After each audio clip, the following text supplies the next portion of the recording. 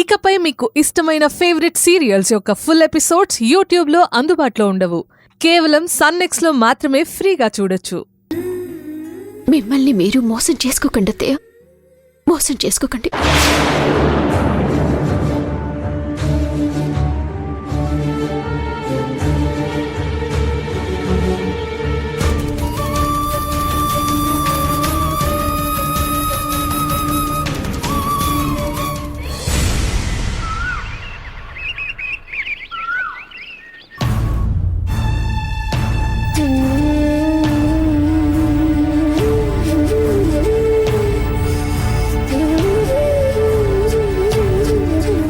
అత్తయ్య చిన్నయ్య విషయంలో మరీ ఇంత కఠినంగా ఎందుకు మారిపోయారు?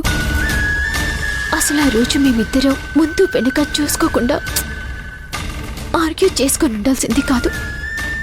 అయినా అత్తయ్య ఎలా మా బెడ్రూంలోకి తొంగి చూసి మా మాటలు వినే రకం కాదు.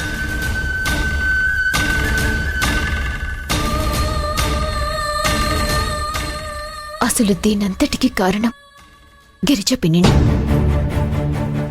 వయసులో పెద్దతని మర్యాదిస్తుంటే తను రెచ్చిపోతుంది.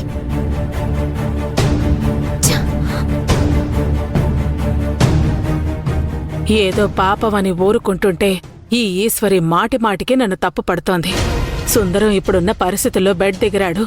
ఇక వదిన ఆల్రెడీ కొడుకు పరిస్థితి తలుచుకుని కుమిలిపోతోంది. కాబట్టి ఈశ్వరికి వార్నింగ్ ఇవ్వటానికి ఇదే మంచి సమయం.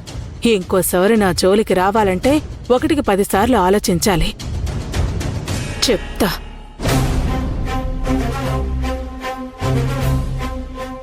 ఈశ్వరి, ఏదో నువ్వు కూడా నా కూతురులాంటిదానివని నేను నీ విషయంలో చూసి చూడనట్టు ఉంటున్నాను. అంత మాత్రానా గిరిజా పిన్ని అంటే ఏదైనా లైట్ తీసుకుంటుంది అనుకుంటున్నావేమో.